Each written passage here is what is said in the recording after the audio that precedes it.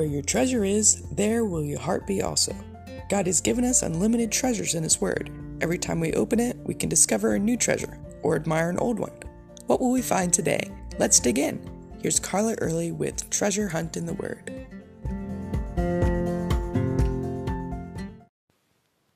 Several years ago, my children and I visited a friend in Enterprise, Alabama.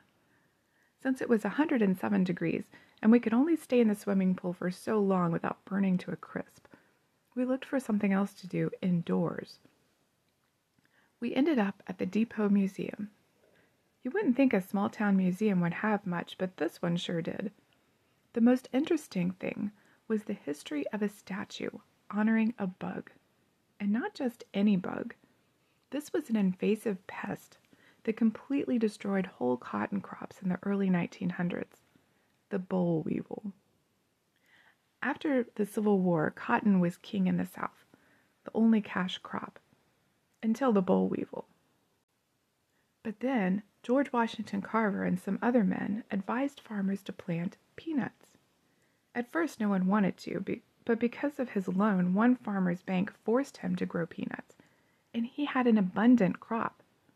The next year, many farmers in Coffee County, Alabama grew peanuts. Within a few years, the dying economy in the area began to flourish. Peanuts brought more money than cotton ever did. It replenished the nitrogen in the soil, which each cotton crop had depleted. It made their land healthier and more useful.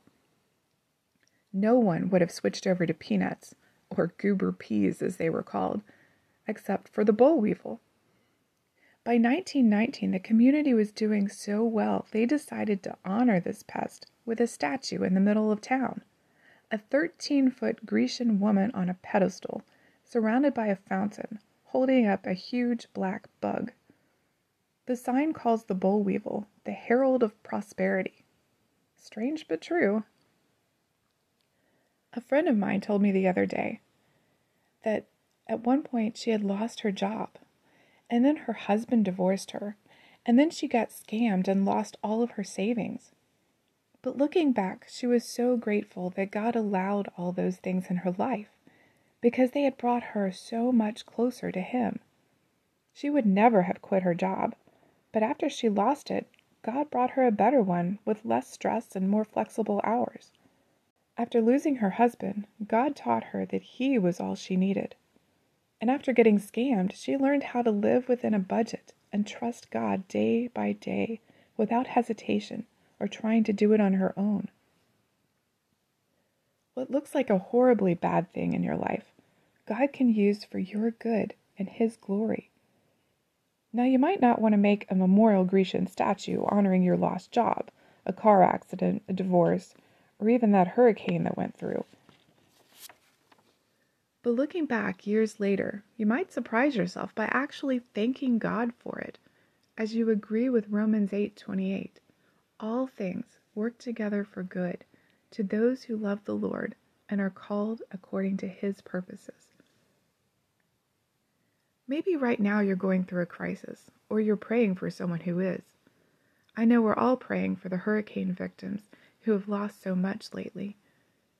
Instead of praying God would fix everything in their lives, we can be praying that God would use circumstances to draw them to Him.